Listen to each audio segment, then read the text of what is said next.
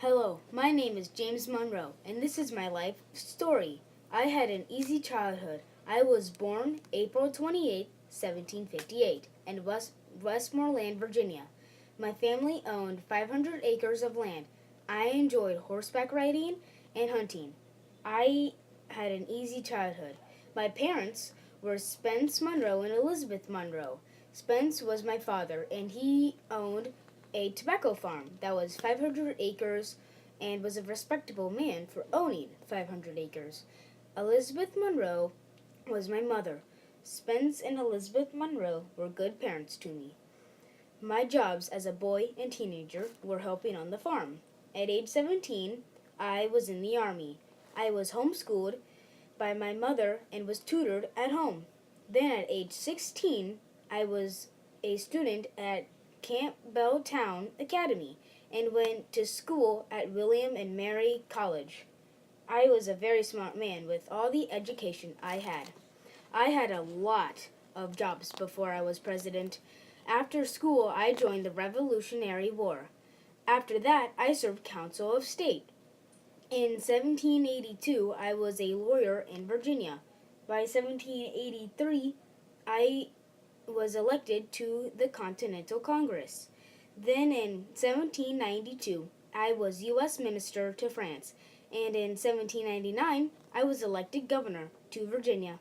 In 1803 to 1807, I was U.S. Minister to Britain off and on. Then by 1811, I was Secretary of War. I had many jobs before I was president. My family was very important to me. My wife was Eliza Monroe. They had I had three children, but Spence Monroe died in infancy. Me and Eliza had two daughters, Eliza Monroe and Maria Monroe. My campaign to the White House. My party was the Democratic Republican, and my running mate was Danny Dean Tom Pikes. My campaign before I was in the White House. The election that I ran in happened in November of 1817. I ran against John Quincy Adams, and I had 183 electoral votes. My inauguration before going to the White House. My inauguration was the first to be outside and to have 8,000 people watching it. My life at the White House. At the White House, there were new rules because the First Lady was ill a lot. So they had to cut down parties at the White House. My life at the White House. I had many failures and successes. When I was in the White House, some states joined the Union, like Mississippi, Illinois, Alabama, Maine, and Missouri.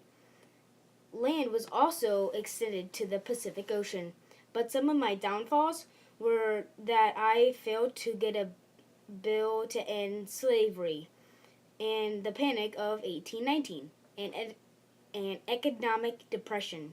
My failures and successes helped me become a good president and man. My retirement and death.